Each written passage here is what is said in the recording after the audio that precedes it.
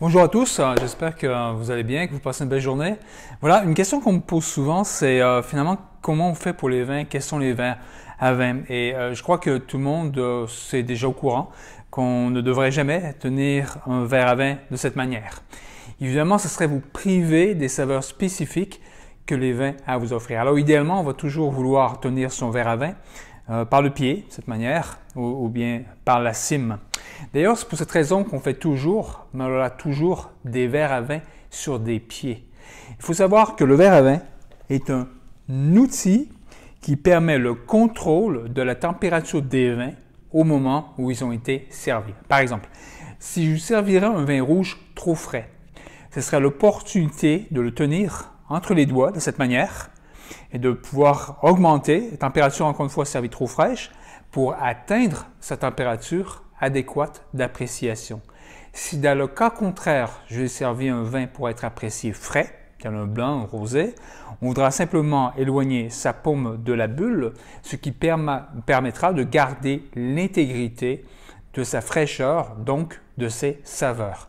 On a confectionné le vin pour être savouré à une certaine température et le verre à vin permet de pouvoir garder, contrôler la température de ces vins.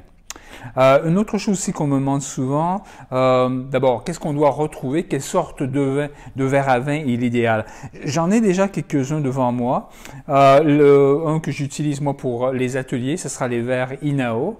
Donc, petit verre qui permet de pouvoir suffisamment de rondeur pour pouvoir suroxygéner le vin. Donc, une technique plus simple, ce sera sur la table. De pouvoir, encore une fois, pouvoir bien ouvrir ce vin, de plonger le nez. On appelle ça aussi des sniffers. Donc, pour cette raison que sur l'olfactif, on va chercher des choses encore un peu plus intenses, un peu plus intéressantes. Donc, on plonge le nez dans le verre, on hume assez fortement et c'est ainsi qu'on va les utiliser. Mais pour la maison, ce n'est pas du tout nécessaire. Idéalement, pour la maison, on aura ce genre de verre à vin. L'idéal pour moi, c'est un verre comme celui-ci. D'abord, on a une belle hauteur, encore une fois, permet de pouvoir garder sa paume éloignée de la bulle, mais on a une position aussi, une forme de la cime qui est très intéressante. On voit ici qu'elle est beaucoup plus mince que, par exemple, celui-ci. Donc, celui-là est beaucoup plus large, mais celui-là, si on compare, on voit qu'il est beaucoup plus mince, ce qui permet de rendre le vin le verre à vin un peu plus sensuel. Donc, ce qui veut dire qu'on va vraiment le mettre entre l'index et le majeur de cette manière. On peut voir qu'il n'y a pas du tout d'espace entre mon index et mon majeur, ce qui permet de pouvoir tenir son verre à vin de cette manière, d'une façon fort confortable et de pouvoir tranquillement, tout en discutant, d'augmenter la température du vin rouge, encore une fois peut-être servi trop frais, pour atteindre sa température adéquate d'appréciation. Et vous voyez, on le fait d'une façon très confortable. On discute, on le tient comme ça dans la main d'une façon très sensuelle, très agréable. Voilà, il n'y a pas de gêne. Tout la paume finalement permet de pouvoir accélérer cette augmentation de la température. Donc, fort agréable et une belle hauteur, une belle bulle, encore une fois, qui permet de suroxygéner sans faire en sorte qu'il va y avoir des éclaboussures ou autres. Et puis, bon, encore une fois, un bel espace pour pouvoir ouvrir l'aroma pour avoir à ouvrir l'olfactif de ce vin. Donc ça, j'ai trouvé, voilà, environ 15 $ le verre. Celui-là, écoutez, c'est pas plus banal. Moi, je l'ai payé 1,50 $. On est chez Dolorama.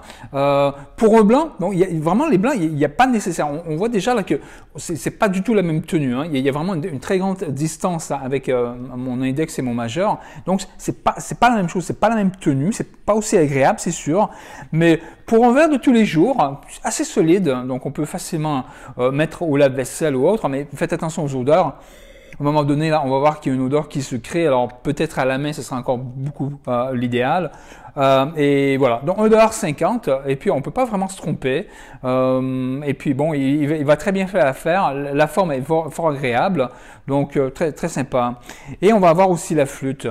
Bon, on me dit souvent, bon, est-ce qu'on doit avoir un verre de vin blanc, un verre de vin rouge, un verre de rosé, pour tout reste. Écoutez, les compagnies de vin, leur objectif, c'est de vous vendre des verres de vin. Donc, les compagnies qui fabriquent des verres à vin, comme Riedel et autres, l'idée, c'est vraiment d'avoir toute une collection et d'avoir le client idéal, c'est je vais vous vendre toutes les sortes que j'ai, donc pour toutes les sortes de vins que vous avez. Ça c'est le client idéal.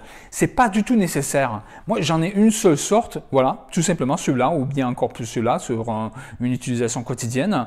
Et ça va très très bien. Donc, il n'est pas nécessaire et on va pas avoir une sensorielle plus importante, ni au niveau de l'olfactif, ni au niveau du palais, pour avoir un verre de vin qui a une forme diverse ou autre. Et d'ailleurs, je vous invite à pouvoir le faire. Même l'effervescent, il n'est pas nécessaire d'avoir la flûte. On a déjà envie, parce que déjà, si on veut l'oxygéner un peu, bon, ça va pas aider, donc il n'y a pas d'espace, donc c'est vraiment pour le chaud, quoi. Et puis bon, un effervescent, on a envie de pouvoir, lui aussi, pouvoir l'épanouir, de pouvoir vraiment savourer son olfactif, donc on a envie de pouvoir encore une fois lui donner l'espace nécessaire pour pouvoir s'ouvrir et encore une fois d'humer et puis de se donner une idée beaucoup plus intéressante. Voilà, donc pour moi, idéalement, c'est ce genre de verre qui est amplement suffisant, $1 à $1,50 ou un peu plus à $15 pour les occasions ou pour les rouges carrément. Parce que c'est souvent les rouges qu'on va voir augmenter en température, hein, très rarement les blancs. Et puis bon, en le mettant comme ça dans la main, c'est fort agréable. Donc une belle qualité là, de ce verre, c'est vraiment de bien tenir dans la main et puis de voir ses qualités. Maintenant, au niveau des quantités qu'on doit verser, généralement, c'est 3 à 4 onces. Alors, ça ressemble à quoi? On va tout simplement s'en servir un peu. Donc, c'est un peu sur ce verre. Donc, on y va et puis on verse un peu, voilà, comme ça, pas plus. Il n'y a pas besoin d'en mettre plus que ça. Et la raison est très simple. On va prendre l'analogie, par exemple, d'un chou de Bruxelles. On va chez la famille, et puis bon, le temps des fêtes, on aime bien avoir comme ça un petit chou de Bruxelles, hein, surtout avec des amandes, un peu de beurre, c'est génial.